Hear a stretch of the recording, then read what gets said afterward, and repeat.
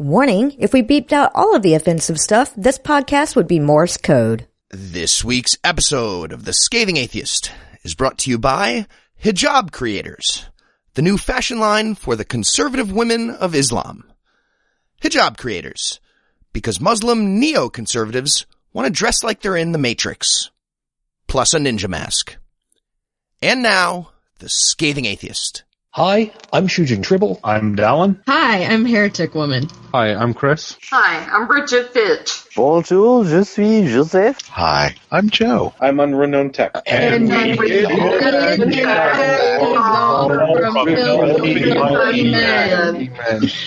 That's what you get for free, Noah. Fuck you.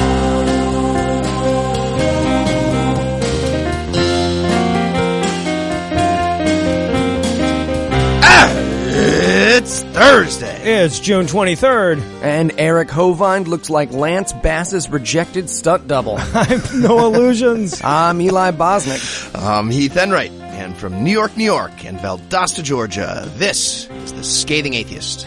On this week's episode, we'll read the book equivalent of getting fucked to death by wolverines. State-mandated anal probes get 2 thumbs up from a Kenyan judge. And Bill Donohue will dress up like a penguin and plot against Batman. But first, the diatribe.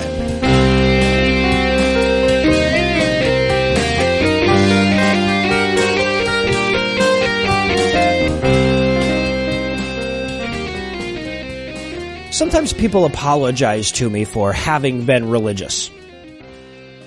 Always strikes me as weird. You know, and you got to appreciate that when I have a chance to meet our listeners, it's kind of weird already. I mean, don't get me wrong. Some of the best podcasting memories I have and some of the best overall memories I have are the chances that we've had to meet our listeners, but it's still weird. Yeah, I mean, I sit alone in a room or in a room with Heath or Lucinda, whatever, telling dick jokes to an inanimate object. You know, that's my day-to-day routine. It's one of the most asocial jobs you can imagine. I mean, I know you're there. I know we're talking to somebody, but all I ever see is a download number. And on the rare occasion that I do get to meet any of you, I'm on this weird impotent end of the balance of conversational power, you know? Depending on how long you've been listening, you more or less know me, but the only thing I know about you is that you have an affinity for a well-crafted dick joke.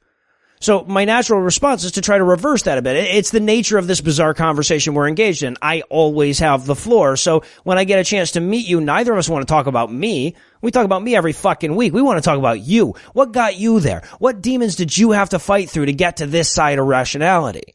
And look, I'm genuinely curious, even from just a purely self-serving angle, because my story is boring and easy.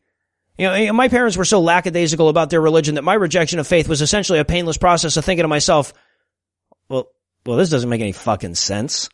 Yeah, I didn't have to face any ostracization or any difficult conversations with my parents.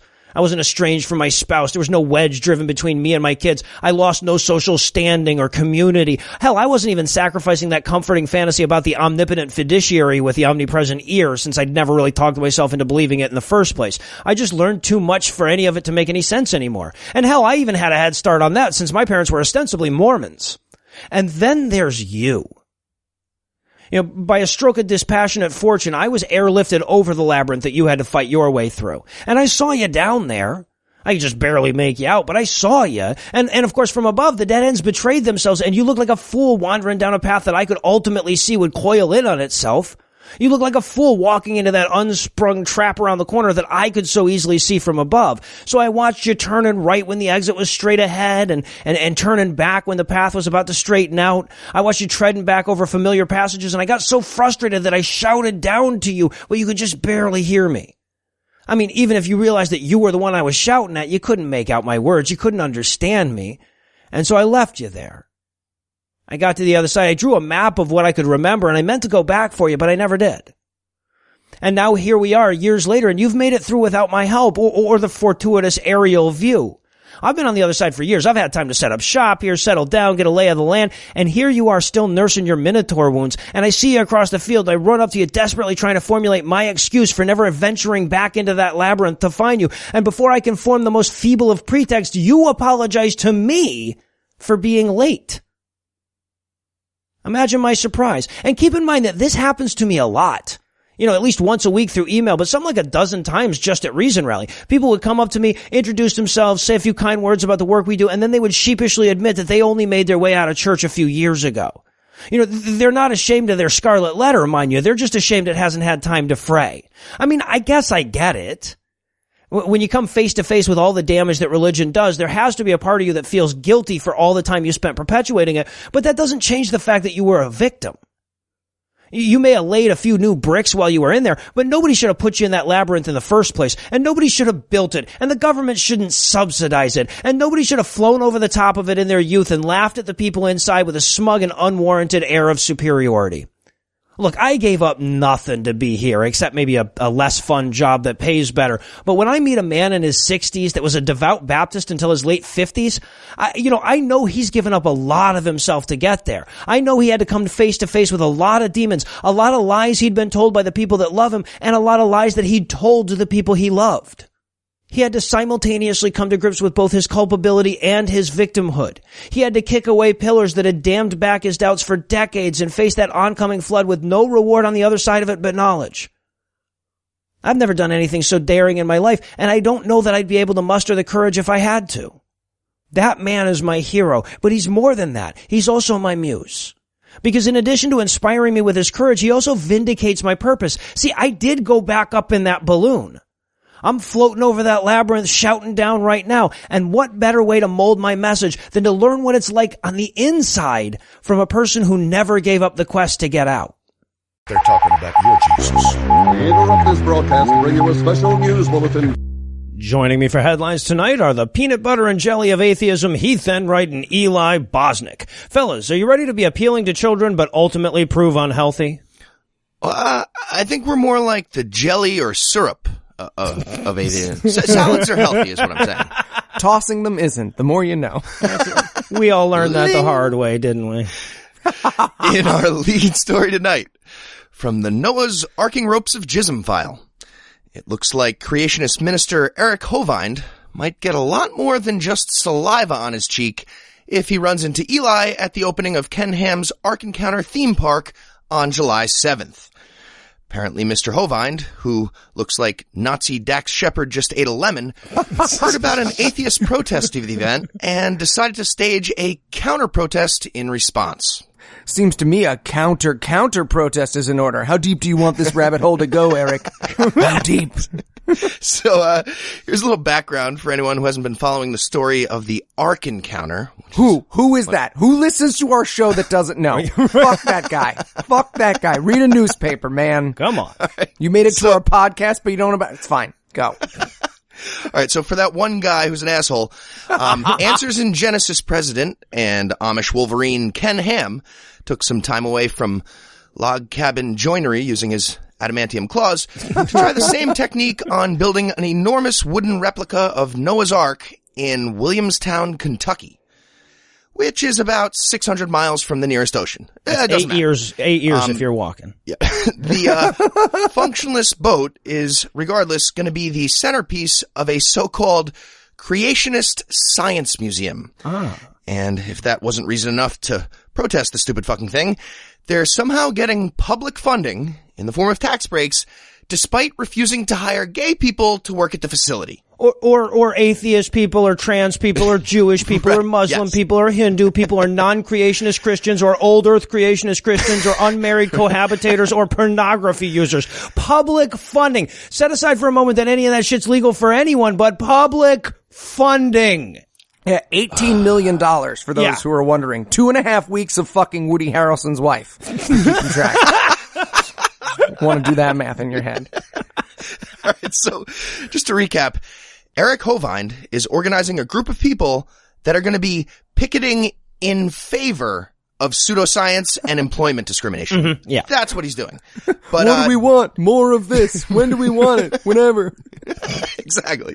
But don't tell anybody about it because he wants to keep it a secret. Yes, he does. According to the video he posted on what he seems to think is a private part of YouTube, quote, "Don't tell the atheists we're coming. We want it to be a complete surprise. End quote. So everybody be very, very quiet. Exactly. And as someone who saw how well the Christians did at Reason Rally, I am really sad I can't be there. Right. I'm broken up about it. Oh, and speaking of sad that they can't be there, in the interest of counter protesting, friend of the show Dan Errol is trying to make it to the park's opening to join in on the, I believe, first layer of protest, that first outer sphere. Anyway, Dan, if you don't know, he's a freelance reporter that's been instrumental in keeping all the shady shit that Ken Ham's been up to in the public eye, and freelance reporters get paid dick. So he's asking for some help getting there. If you're interested in lending him a hand, we'll have the link to his GoFundMe on the show notes for this episode. Just want to throw that out there. Excellent. And one last thing, just to be clear, Eli already mentioned it. I'm not saying Eli's definitely planning to be there on July 7th, but if he does make it, cheek fluid would be a very reasonable risk to consider for any notable creationists thinking about attending. Mm-hmm. And also they might get jizz on their face. Please don't encourage him. Prank war. And then I'd settle for just one league under the sea news tonight. Catholic League president and albino Yoda Bill Donohue took one of the most sinister public victory laps in American history this week in celebration of the continued impunity of child rapists. Okay, Noah, look, I don't like Bill Donohue either, but let's not exaggerate. What did he actually do? Oh, no, this is not a euphemism. I know you're kind of the rookie here, but if I say Bill Donohue danced on the bones of his ancestors, you should assume I mean that literally. Yeah, same goes for when I say he looks like Karl Rove got fucked by Karl Rove's father. I'm sure he did. By the way, dance on the bones of my ancestors is my new shorthand for fucking your dad. If anyone wants to throw that out there. Ironic that sentence bred a euphemism. And pedant ironic, too. Yeah. Anyway, so after a New York bill that would have eliminated the statute of limitations in cases of child molestation failed to reach the floor last week, Donohue issued a triumphant press release declaring that fuck those money-grubbing rape victims. And while I admit I took a little bit of liberty in the paraphrase there, the following description of the proposed legislation is a direct quote. He called it, quote, a vindictive bill pushed by lawyers and activists out to rape the Catholic Church. End quote. These lawyers use their position of trust and authority to rape the church with impunity, and just now, thanks to the brave efforts of few, we're starting to see the scope of the problem. I look like someone tried to make a statue of Dick Cheney out of a penis. Yeah. Ideally Rush Limbaugh's penis. Yeah, perfect. But Eli makes a great point. I mean, where's the Spotlight movie about the lawyers who raped the rapists? I mean, oh, right, hold on. They're the good guys in Spotlight. Yes, exactly. Who rapes the rapists? A much less popular Watchmen spinoff. And I could never figure out why. Seems like it would be. Anyway, now obviously the word rape gets all the attention in that sentence, as it should, but I also love the idea that wanting to punish people for raping kids is vindictive. Then you have not spent time on the Prayers for Brock Facebook group. Guilty as charged. Guilty, I'll admit. 20 minutes of action, 20 minutes of statute. Yes. That's fair. That's 20 generations of child rape shouldn't ruin an entire religion's future. But, I mean, look, the logic chain that leads to Donohue's conclusion includes the phrases, and who rapes children? We rape children. That makes you the automatic bad guy in all scenarios. Yeah, if Bill Donohue was a movie villain, he would be lazily written. Right. You'd be like, come on, really? So I think we can all agree that there's no such thing as a good statute of limitations on child rape. I prefer bronze. Oh, statute. Yeah, sorry. statute. Go on, Tony. But New York State provides ample proof that there is such thing as a bad one. So under the current law, victims of child sexual abuse have until they're 23 to bring charges against their attacker. Now, this proposed amputation Band-Aid that failed to reach the floor would have only extended that by 5 years. And because of the influence of people like Donohue and groups like the Catholic League, not even that kernel of common sense can pass through the state's legislative rectum. Yeah, and this has to make people wonder, like, what were the counter arguments? It's right. Not like nobody talked about this, right? Someone this week had to be like, really? Fucking people who are almost 30? Get over it, am I right? Right. Slippery slope. What's next? 31-year-old rape victims getting justice? 32? Where do you draw the line? Who said nowhere? Fuck you, Brian. This is serious. Take this seriously. Oh. And in the Cockin news tonight, police in Trenton, New Jersey have a brand new idea of how to punish minors who violate curfew. Rape them. Okay, well, not rape them themselves, because that should be done through the official channels. Yeah, right. Like the way I'm writing letters to my congressman about letting me rape Steve Anderson. Yeah, exactly. The proper I'm just saying, we should do a crossover with Cogdis. Fly you and Tom out there to fight and fuck Steve Anderson, respectively. I would get us to that Patreon goal myself. No, it's not that, unfortunately. Curfew violators under the age of 18 will now be transported by police to the nearest church. So they're outsourcing the rape. Exactly. I got you. Wow. Not sure why they don't just drop them off at my apartment. Seems more direct, and I'm right over the GWB. Whatever, it's fine. I get it. Anyways, this new policy is in response to increased youth violence in the area, and the plan is that kids who violate curfew get brought to church, and then their parents will be notified to pick them up and, I guess, bring paper towels. Yeah. Well, yeah, because if you don't clean that shit up right away, it streaks. Yeah. That's true. But meanwhile, Eli doesn't even get panes of glass involved most of the time. But maybe I'm not giving this policy the credit it deserves. After all, if as a kid I knew they were going to bring me to a church alone at night and then call my parents in the dead of night in the hopes they wake up and get me before the priest found out where I was the most ticklish, I would have been in bed by 6. I'm good, yeah, right, guys. It's like 4 p.m. No, I'm good. Nappy nope. And from the Tweet a Dick file tonight. Stop. That is the funniest thing that anyone has ever written. Stop listening. Pause the show. You do not deserve... Tweet a dick? That's fucking... You don't deserve us. You do not deserve heat. So, speaking of Tweet a Dick, we have a tiny bit of good news to report in the wake of the tragic massacre in Orlando. And this obviously doesn't make up for organized religious bigotry contributing to the murder of 50 people, but it's something, I guess. So we're going to talk about it. So according to recent reports, the Anonymous Hacker Collective continued their targeted online harassment campaign against supporters of ISIS. But most recently, they've added a new twist in solidarity with the LGBT community.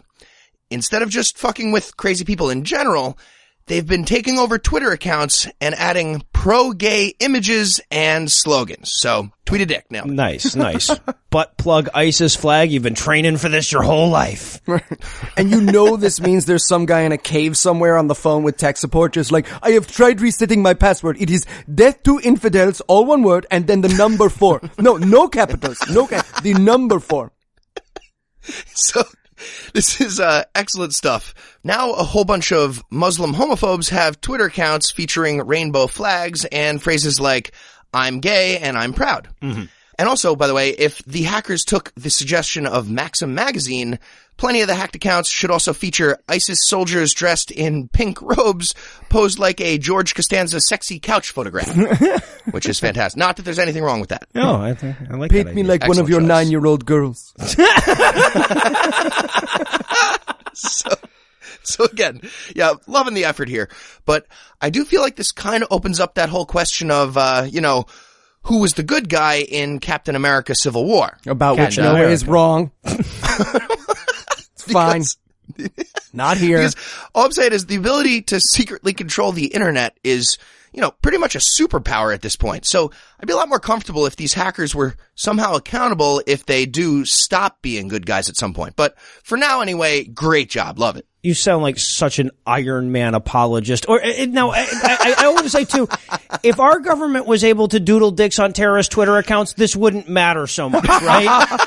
If we had guys, or if maybe even if their present strategy vis-a-vis ISIS was more effective than the dick doodling approach, I wouldn't feel so bad about it. But yeah, it's worrisome.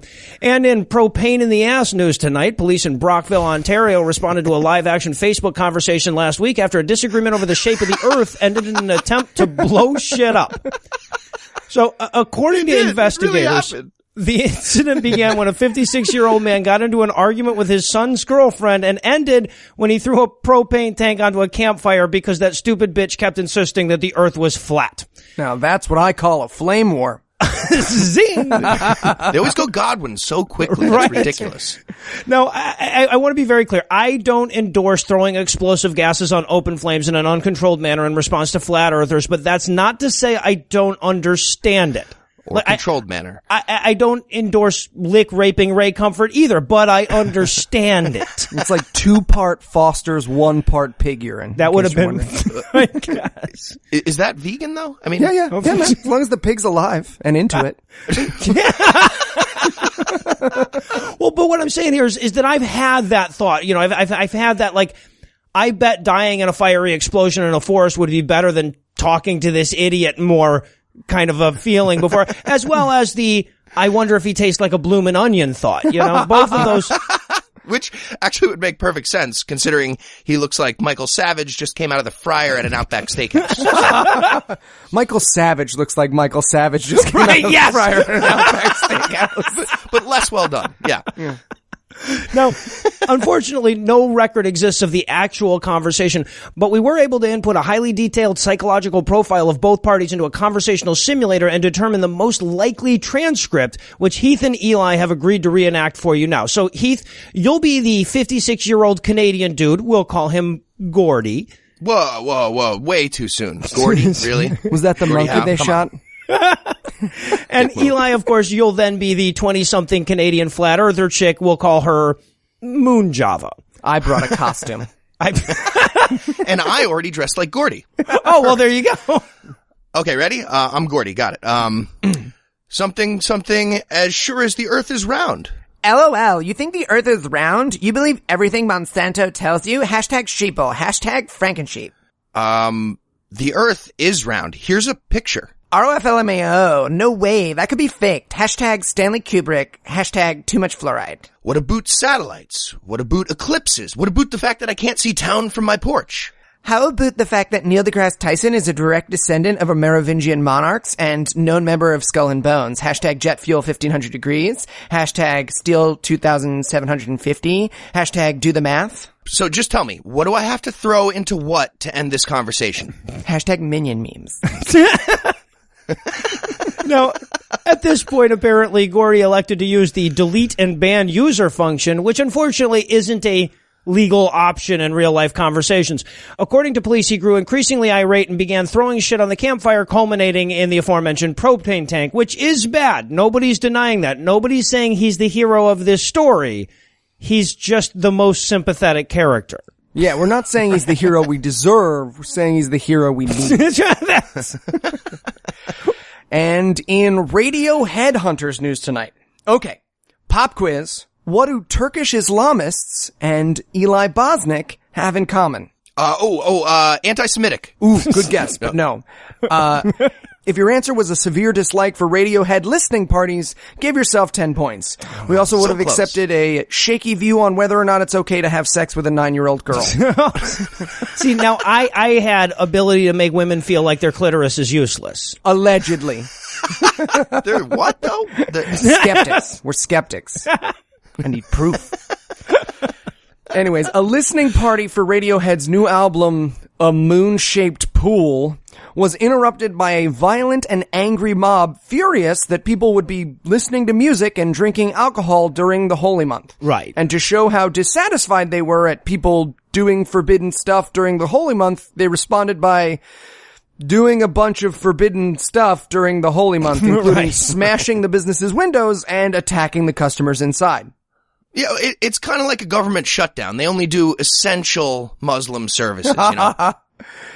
Yeah. A Turkish paper quoted one of the attackers as saying, quote, "Do you not feel ashamed of drinking alcohol during Ramadan?" Not adding, "But more importantly, Radiohead, what are you trying to finger bang a Wiccan? They sound like a teenager describing the time he threw the New York Philharmonic down a well." Right. But I'm going to go ahead and pull a Reza Aslan here, and along with so many others, and say that really the Radiohead listeners are to blame here. I mean, they incite this violence. You know, I've got a whole piece coming out on Salon.com. You can read it there. Yeah, right. And I guess while you dig through the 4 dozen hit pieces on people who scored too high on the Salon Employee IQ Aptitude Placemat in search of Eli's piece, we'll take a quick break and hand things over to my lovely wife, Lucinda. A man wrote the Bible. A whore is what she was. If it's a legitimate rape, it makes you a slut, right? Cooking can be fun. Hey, I'm proud of a man. This week in misogyny.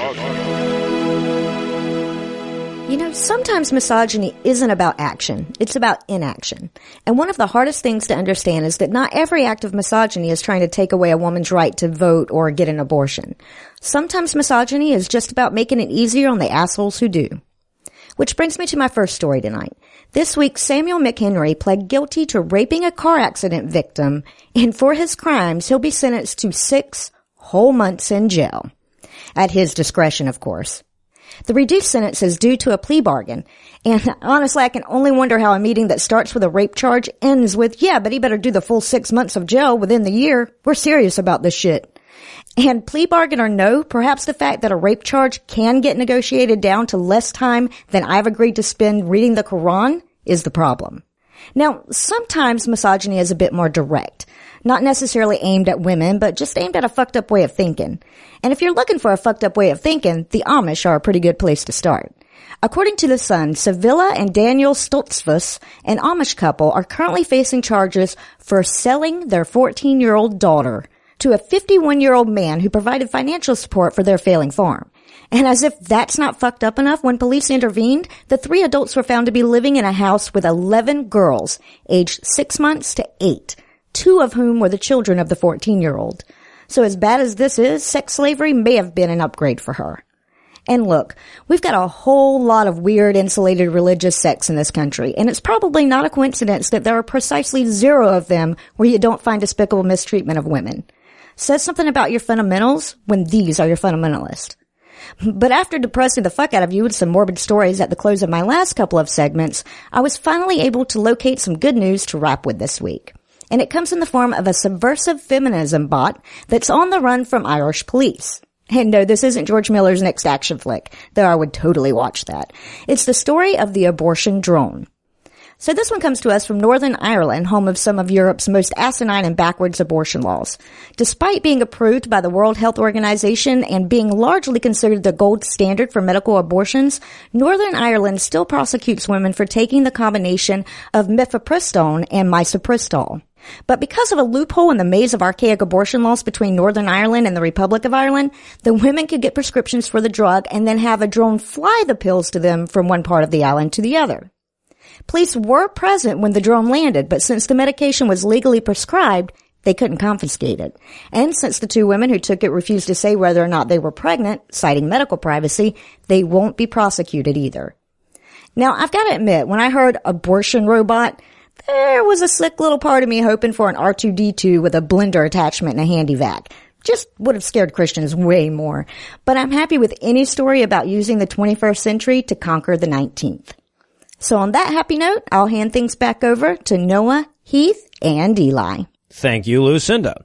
And in Fast and Furious news tonight, I'm going to stick with the theme Eli had going before the break about Muslim people violently attacking other human beings because Allah likes it a little rough, and talk about a story out of Nigeria. Now, don't worry, it's not another Nigerian scientific breakthrough story or another Nigerian forward-thinking progressive victory. It's good. Huh. I was tired of reading all those. Yeah, no, this time it's religious fucktardery. And it comes in the form of 6 Muslim teens who tried to murder a guy with a sword because he wasn't fasting. Okay, I feel like if everyone in Nigeria walked around with a machete, stuff like this would You're right, yes. You know A good guy with a machete could have helped out. But banning machetes will never work. I'm that friend from your hometown on Facebook who lists my education as School of Hard Knocks. What about hunters? I care so much about hunters. Oh, I love hunters. Hunters. What about the Inuits?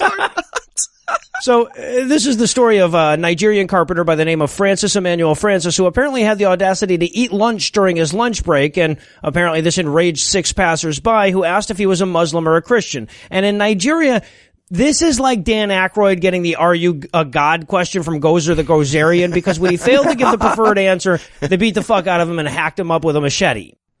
And in Stop Looking at My Soft Balls news tonight, Brian Fischer, who looks like he wanders around tennis courts offering to help young men with their form, had some choice words for Anderson Cooper this week. Here, let me get my hips against your hip. Isn't that golf? Not now. It never helps me. Anyway.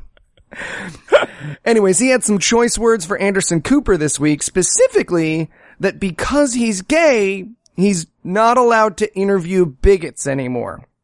And this is clearly sour grapes. This is B-Fish saying, and I'm pretty sure I sent him that friend request by accident anyway. I didn't even want to be on his show. This show's stupid. It's like a Donald Trump judge, yeah. Now, for those who are confused, I should point out that even if this wasn't related to something that happened, this is something that would totally dribble out of the porcupine vagina that Brian Fischer uses as a mouth. But in this case, he was actually referring to Cooper's contentious interview with Florida Attorney General and participation ribbon winner in the Miss Piggly Wiggly 2004 beauty pageant, Pam Bondi, in which he asked, hey, you're not just playing on this tragedy even though you said in court that gay marriage would do serious harm to your state, are you? Because that would make you a lipstick-covered ballsack full of shit. To which she responded, no, didn't even talk about Islam in his diatribe. Gone. So, you know how it looks when a sloppy fat kid gets hired to dress up as like Spider-Man at Toys R Us, something like Hurtful. Bread is my weakness.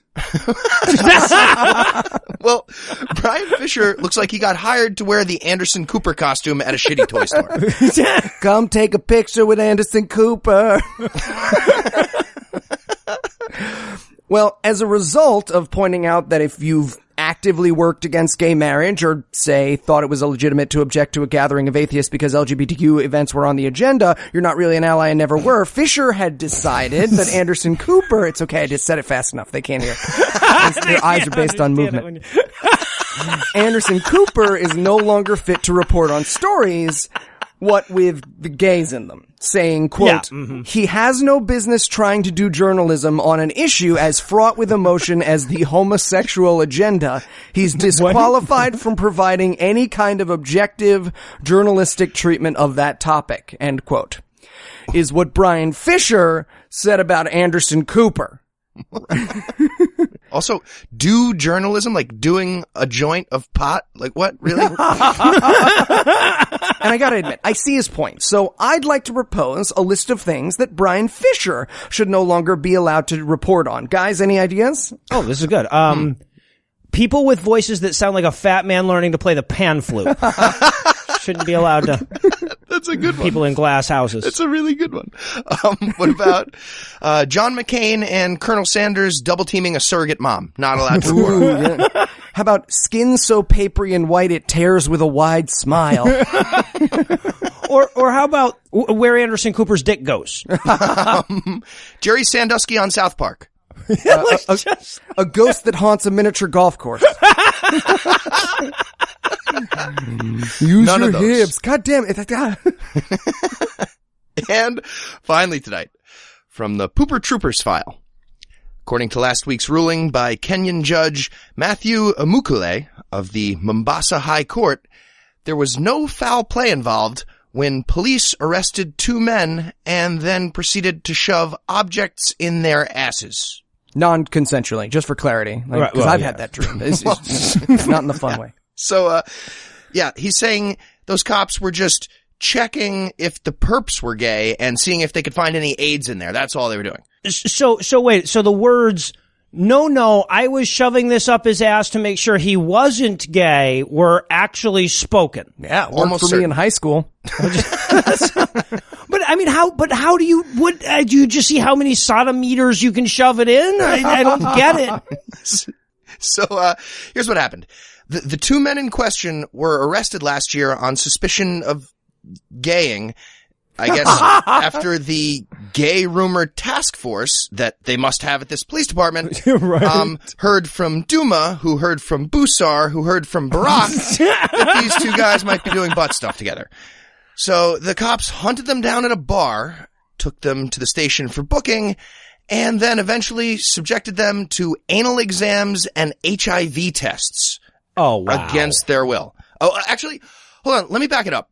First, a bunch of Christian missionaries went to Africa and bribed shitloads of people into being Jesus-based bigots. Then, some of those people became lawmakers in Kenya. Then, the legalized police action butt raping happened.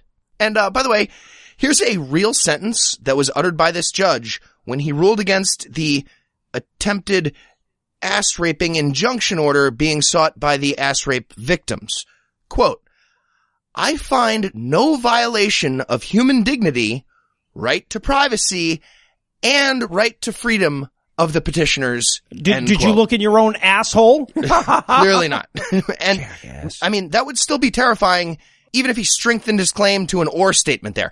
Doesn't matter. Either way, regardless of whatever scientific evidence the anal probes yielded, the two men are still facing sodomy charges and could spend up to 14 years in jail if they're convicted. The ass rape victims convicted. That's what's happening. And also, no word on whether these cops are going to get sticks shoved up their asses, just to be sure they didn't enjoy shoving sticks up the asses of two men earlier. So, we'll find out. Infinite regress. Who rapes the rapers? Call back. You don't deserve tweet a dick. You don't deserve it. You didn't pause. You kept listening, but you should have. You didn't deserve tweet a dick. You didn't think it. It's fine. Now, I gotta say, on a serious note here, how fucking backwards is Kenya? Look, in civilized countries, we don't use state-sponsored medically useless instrument rapes unless you're considering an abortion. Get with it, Kenya. Come on. Be like a civilized country. Right. So, as usual, no need to explain why we've had 30 seconds on the clock since last week when this story came out. Right. And we're going to be looking for ideas for the rectal homosexuality detector. Go. All right, I've been thinking about this for a really long time. If he loses his church, he's going to be looking for a job. So how about a Pastor Manning Starbucks taste test? It's minimally invasive. You would just need to insert the stir in there and then stir the coffee and he would know. Can we go with Queer Spy for the Brown Eye? All things just keep getting wetter. What about the Bronze Shovel by Bowel Trowels? Because why not do it in style? How about Enema of the State? Or Public Enema number 2? The Eli Bosnick Storyteller. I'm picturing like one of the, like the magic eye thing where you flash through them, maybe. Anyway. See, now I was thinking like a speak and spell thing where you just turned it to a certain thing and it would tell you about that particular fetish. Like a Viewmaster, yeah. Like a the GIMP says stop. If you're not picturing my dick across someone's eyes, you're not the listeners we know and love. This is my last one. What about the 7-layer dipstick? And you better hope we don't find any lube. Yeah, right. It's the opposite thing you're looking for. Now, I have to say, for reasons that have nothing whatsoever to do with Heath pointing out that I have a pre-lubed anal insert as nearby as the driveway, we're going to have to close the headlines right there. Heath, Eli, thanks as always. 7-layer dipstick. And when we come back, we'll learn that apparently the Quran wasn't enough to fill Eli's annual literary masochism quota.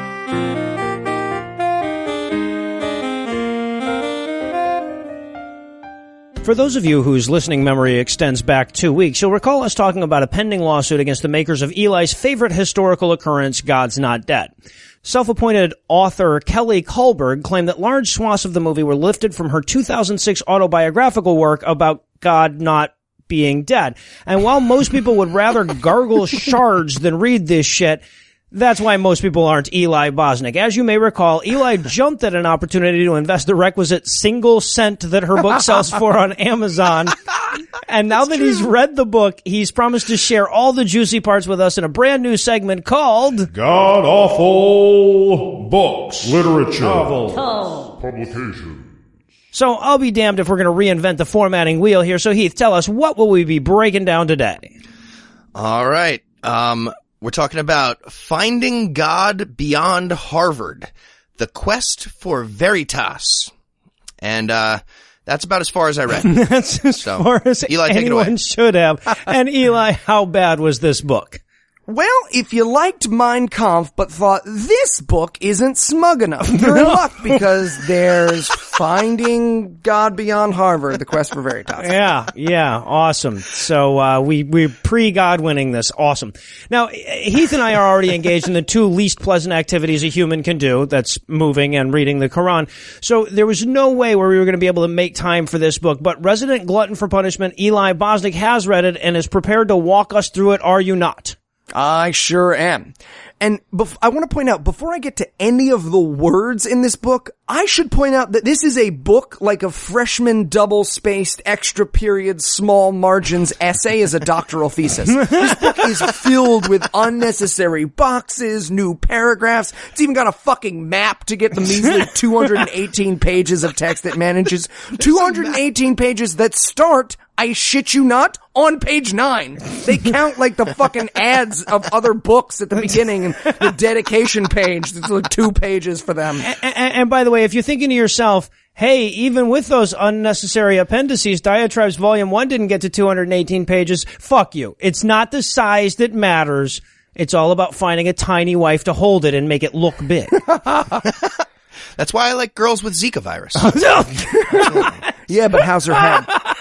That's what I'm talking about. So, I feel like the title gives us the where. So if you don't mind, Eli, give us the who and the what, if you would. Okay, so, this book is about a scrappy group of kids who dared to challenge the Harvard standard of evil atheism and ask the hard questions, like, what if all the powerful people in the world are right and thinking is dumb? Also, the word veritas. We love the shit out of that word. She then explains that she's a bad writer who can't tell a story, which we would have figured out on our own anyways, and she sort of tries to make a point of that by saying, quote, I've written something more like a novel that asks the reader to put together the pieces of the puzzle, end quote. Not adding in a thunderstorm. Yeah. And then check out her website. That's pretty good. I'm just picturing Lewis Black screaming at her, no, you put the pieces together. You're the fucking author. And then we get right into the bullshit. She says, quote, our lives are the result of a chain of more than 1,000 scientifically variable but very unlikely events. Each one essential in exact order of its occurrence. Statistically, less than 1 chance in trillions if by dumb luck. But reason cancels random. End quote. So, who wants to help me break that down? Me. I mean, I'm not a scientist, but I think there's way more than 1,000 scientifically verifiable events. But like, it's fine. Like, that's my between the beginning of the universe and you. Yeah, maybe a few more. And of course, it's just man, it's amazing how puddle shaped this pothole is. All of it. Any fucking series of events would have been that one in trillions and trillions of fucking odds. You dumb shit. History happened exactly like history. It's amazing. What are the odds? Yeah, I'm not going to think about it. Also, little note, she says, quote, I want inside of things, end quote. So, nice, we have something in common. She then points out how cool everyone thinks the Veritas forums are, and that maybe, when you think about it, Veritas is the coolest club of all. I see. Yeah, Harvard wasn't really doing anything for society until 1992. Yeah, finally they got around to it. And you've got to digest all of this manure before you even reach chapter 1, correct? Oh, yes. This is the wild, wild west of books. It always gets worse. There's always a next and a worse. And this is where we get the first space filler idea she came up with, which is her quote-unquote journal entries, which are written in a cutesy fake script so that you, the reader, get all the joy of going, fuck, how does cursive work? That's an L? How is an L just a tall circle? We should buy every copy of this book and have like a Fahrenheit 451 party. Make some fucking s'mores. I think I could find the funding in my couch. Right. I should also point out that it is not a coincidence that some of the most heinous shit in this book is written in her little journal form. She was definitely hoping that people would skip the journal entries, but I didn't. Right. Then we learn that she's not a student at Harvard. She's a part-time chaplain at Harvard and a student at Harvard's divinity school. And she's worried because it seems like all this learning is fucking up the whole God thing. And she's gonna come back to this over and over she's right. and over again. Here, spoiler alert, the messages of this book are pretty simple. We have a black friend, Latin means that education is supposed to be Christian, and the modern university's moral relativism is the cause of all the evil in the world. Oh, it's good to know. Good to know that up front. TLDR of this book. Please tell me she gets beat up by like a genius janitor at some point. Is that Quam eis dotibly mala. One Latin nerd right now, losing his mind. And now, the story is going to start. Oh, okay. For those keeping track, we're about 10% in the book. This is chapter 2, Bewildered in the City. And nothing has happened except she's urinated twice on how awesome the story she's about to tell us is going to be. It's like Kirk Cameron introducing a Christmas movie, but here we go. So we start with the second stupidest quote I've ever heard. You ready, Noah? Grab something, bite down. Ow! Hold on. Too soft. Give me a second. Okay, now it's better. Okay. Quote, we live in a culture that has for centuries now cultivated the idea that the skeptical person is always smarter than the one who believes. You can be almost as stupid as a cabbage as long as you doubt. Today, it is the skeptics who are the social conformists. Oh, God. Dallas Willard, Veritas at Ohio State. Right, but the other 90% of us are blazing our own new trail. Fuck are you? How can you think that's right while you're saying it? And then we get another very clearly fake journal entry. Goes something like this. Dear Diary, I'm totally a college student. I am just walking around and I heard that Harvard Divinity School is going to be pretty hard on biblical literasts like myself. Because if you were thinking, hey, this happened at Harvard, well, yeah, Harvard Divinity School. Again, just to emphasize, the plot thins. Right.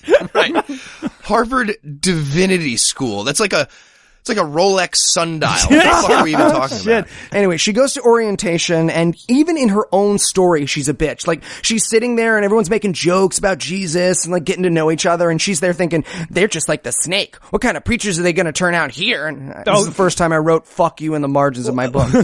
Well, yeah, I mean, because if you're not careful, they're not going to learn how to magically wish for stuff good. What is a bad preacher?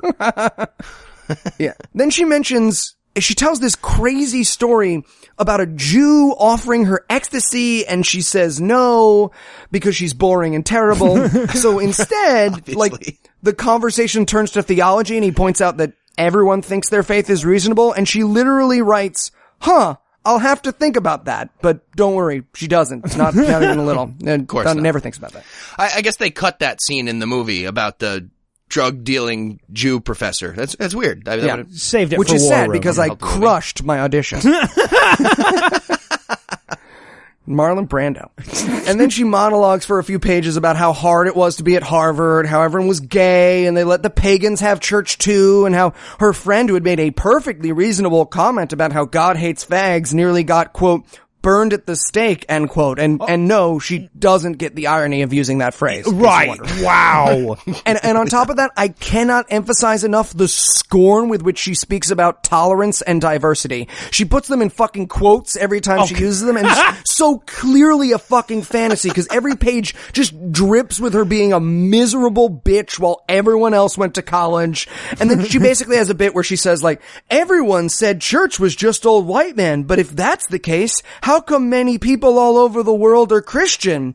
Not because white men raped Christianity into them or anything, right? Huh? It's more like Prima knocked up. Am I right?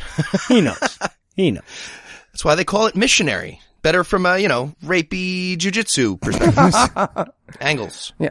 And then for the second and last time, we see Michael, the Jew who offered her ecstasy, and she says to him, why are you a Jew if the prophecies all came true? And because the story's made up and she got to write it, he doesn't say, yeah, when you've seen Pirates of the Caribbean 1, it's pretty easy to name the characters in the sequel. Right. So she talks about how they had this super great speaker come and talk about how awesome Jesus is, totally for real, and and she goes to talk to her professor about it, like, wow, I can't believe he didn't change everyone's mind instantly. And her professor responds, quote, but Kelly, students here don't equate logic and reason with truth. They see no connection, end quote. Oh. Not adding, I'm totally real. You're not making me up. And I'm sorry, this book just keeps getting crazier. Well, I certainly hope so. We've only got one bigoted stereotype of a character so far, so let's get our pennies worth. Because then she makes the claim that students at Harvard Divinity School stopped saying Jesus and started saying the J word. Oh, fucking bullshit. Well, yeah, and instead of Nehemiah, they would say N-word. I've heard PC stuff was out of control back then at Harvard. Yeah. Totally. She then quotes David French, who, if you Google David French, that's already way funnier than anything we could ever say about this book, but it's fine. The quote is, "You find more intellectual diversity in most evangelical megachurches than in most universities." Well, yeah, because when you abandon true shit as a prerequisite for fucking intellect, there's more room for disagreement. It doesn't make me jealous of the UFO conventions. What a stupid fucking quote. This probably pissed me off more than any other quote you had in here. It's fucking ridiculous. Fun fact, I'm going to get what you just said tattooed on my chest and just start sending people on Twitter the picture. And the chapter ends with her writing a journal entry, and I shit you not, about how ironic it is that there were posters for anonymous hookups next to warnings about date rape and AIDS. And by the way, you're wondering what I did with those pages as I read them. The answer was tearing them out and eating them. Wouldn't have been my first guess, but it would have been my first non-anal guess. So it was my first guess either way, anal or reverse rectogestion. Exactly. So now we're on chapter 3, Rumors of Another World. Oh, awesome. And this chapter is about her going to grown-up Jesus camp. I'm going to be very disappointed if she doesn't stick a flute in her pussy. Yeah, I have a feeling it'd be like jamming a sun umbrella into the sand at the beach, so... You gotta twist it. Faster air. Basically, so Jesus Camp for grown-ups is a bunch of graduate students who all get together and don't think and play volleyball, and she realizes that in this closed group of assholes, she truly felt home. Oh, I see. Yeah, and what she really wants us to know is that everyone here was super duper smart, and they had scientists and engineers and a ton of black people, so stop calling her racist. She then describes her going on a mission where she meets a bunch of poor people and doesn't realize that God let these family have flies all over their faces, but she does really think it's super deep to ponder how great it is that they can bring these people food and Jesus. And well, less food in order to get the Jesus. Right, you had to make room for the Jesus. There's only so much room in the cartons. So she finishes her mission with, man, people love it when you give them food and water and Jesus, mostly the Jesus part, right? Right. We didn't have a control group with just the food and water. We're assuming though that they said they liked the Jesus. Right. And she's all done with school, and when she's finished, one of the guys is like, hey, why don't you stay and make Harvard Divinity School Christian? And she has this moment of like, can I? Should I? And she's gonna. I have never wanted to burn a book so badly in my life. She's gonna. But fortunately for us, you didn't, or we'd be robbed of all the beauty of Chapter 4, Veritas Envisioned. Oh my God, we're 3 chapters in? That's it. Yeah. God damn it. It's faster than the Quran, but not much. And in this chapter, she goes back and starts a bunch of discussion groups and coordinates missions and plays charades, and literally charades by the fire. That is an actual thing she describes. Babysitter's Club has more depth than this fucking book. Again, it's not about the depth. Right, it's about length and width. Mine's like a graham cracker. Well, one of the quarters, if I'm being honest, but it's the same shit. I'm told mine is like an innie belly button. One time a girl spat on it and it drowned. It's like a balloon knot. I should also point out she keeps making these little quips throughout the book about like how smart she is. Like, quote, we tried acting out Immanuel Kant, end quote, or square dancing is really about centrifugal force, end quote. And I will eat my dick if this woman can have a 10-minute conversation about either of those fucking subjects. It's centripetal. Faux force bullshit. Dualism bullshit also. Then she talks about skiing with her friends, and on her way back, she realizes that the reason so many scientists are Christians is because they're so curious. What? Here's the fucking quote. Quote, scientists not only have a sense of wonder and believe in a real rather than imaginary world, but they also understand the value of putting theory to the test. That is why so many scientists now believe in God, end quote. Oh, for fuck's sake. Quote. That's a quote. Yeah. Awesome. The test that Kant says was impossible to conduct because humans can't perceive the noumenal world? That's the one where he implied that religious people should all be agnostic instead of blindly faithful? That one? Yeah, they were trying to act that out. She only learned about that through charades, so it's hard. Right. Dinesh D'Souza taught her about mankind. Then we hear that astronomers are finding cosmological alignment of Genesis 1 and the Big Bang, which footnotes to, I shit you not, quote, scientists have found that a random universe is negative 10 to the 38th power. That doesn't make the any sense. That's meaningless. Yeah, not aligned two sentences. She then says that the speed of light is described in the Bible, and she footnotes that number 6. And when I checked, there is no footnote number 6. Check my Twitter. I put a picture of it up there. Literally no footnote 6. Although, to be fair, 300 million meters per second is pretty good. And that's what it says about light in Genesis. It was good. So, pretty big coincidence, I'd say. There's something there. And thanks to evolution, in 20 years, it'll be 600 million meters per second. So, yeah. This is also the chapter where we learn that the flood is scientific, monogamy is really healthy, and that prayer heals. She doesn't even bother to try to footnote that shit, so I guess we should be grateful. Little superscript of the square root of -7 or something. Yeah, right. 2.6i bid. 2.6 ibid to nothing. I get it.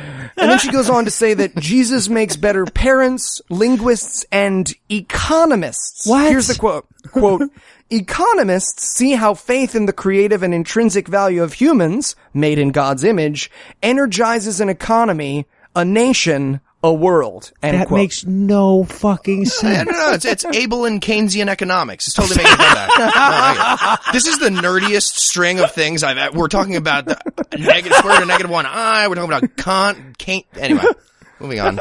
So she's trying to build the forum, but everyone hates her, and here's a journal entry. Again, they're tiny little things, but they take up half a page because she couldn't write well. Quote, perhaps we're not overtly persecuted so much as we assume constraints. Press on, end quote.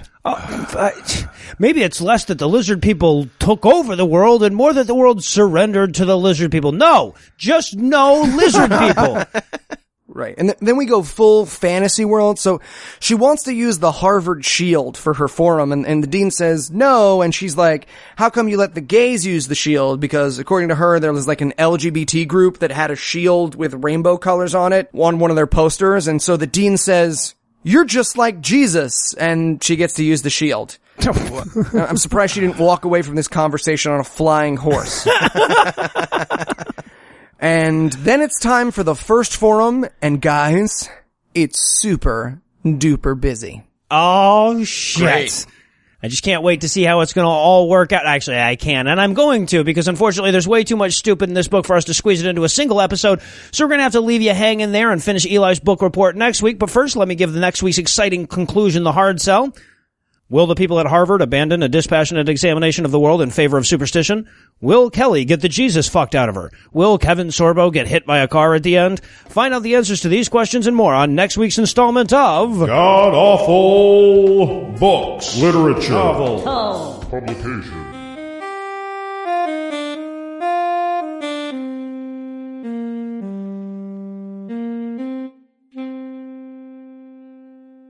Before we run out the roll tonight, we're stoked to announce that we're going to be doing a second live record of God-Awful Movies Across the Pond in Manchester, England. We were invited to take part in the upcoming QED conference. Don't know what days we're going to be doing just yet or what movie we're going to be breaking down, but our UK listeners should definitely start thinking about setting aside the weekend of October 15th. Also, following week, we're going to be heading north to hang out with Tom and Cecil of Cognitive Dissonance fame, both the podcast and Uncomfortable Mental State, in Scotland for a couple of Skeptics in the Pub events in Glasgow and Edinburgh. So if you can't make it to Manchester, you can get a second crack at us. We should have exact dates on next week's show and, of course, on our Facebook page a lot earlier than that. Anyway, that's all the blasphemy we've got for you tonight, but we'll be back in 10,022 minutes with more. If you can't wait that long, be on the lookout for a brand new episode of our sister show's Hot Friend God Awful Movies, debuting on Thursday at 8 a.m. Eastern Time, or look for bonus nuggets of Scatheism on our YouTube channel, our Facebook page, and our various Twitter accounts. Clearly, I'd be at risk of court-martial if I neglected to thank the Sultan of Sarcasm, Heath Enright, the Maharani of Morden C. Lucinda Illusions, and the Second Lieutenant of Rape Jokes, Eli Bosnick. I also need to thank Shujin, Tribble, Dalen, Heretic Woman, Chris, Bridget, Fitch, Joseph, Joey, and Unrenowned Tech, all of the Holy Crap vlog Slugcast for providing this week's mellifluous and exquisitely choreographed Farnsworth quote. If you'd like to hear more from them, preferably not shooting for In Unison, you'll find a link to their YouTube channel in the show notes for this episode. But most of all, of course, I need to thank this week's best people: Steve, Joe, Brother, David, Lindsay, Kitty, Chrissy, Matthew, Pete, Kevin, Daniel, Joseph, Kyle, Bursmali, Fallon, Velociraptor, We Three, Seth, Thomas, Amphiro, Sean, Maddie T, Ryan, James, Steven, Sir Privy Wings, Other, Joseph, Adam, Casey, Victor, Robert, Billy, and Ashley, Sneaky, Tonal Confusion, and John. Steve, Jill, Brother, David, Lindsay, Kitty, and Chrissy, who are so bright the sun can't look at them during an eclipse. Matthew, Pete, Kevin, Daniel, Joseph, Kyle, and Bursmali, whose cocks are so long Archimedes just needs the fulcrum now. Fallon, Velociraptor, We Three, Seth, Thomas, Amphiro, and Sean, who put the us back in genius. Maddie T, Ryan, James, Steven, Sir Privy Wings, Other, Joseph, and Adam, whose combination of penis length and sexual magnetism would be more than enough to explain away the Bermuda Triangle. And Casey, Victor, Robert, Billy, and Ashley, Sneaky, Tonal Confusion, and John, whose IQs have more digits than an Amish baby.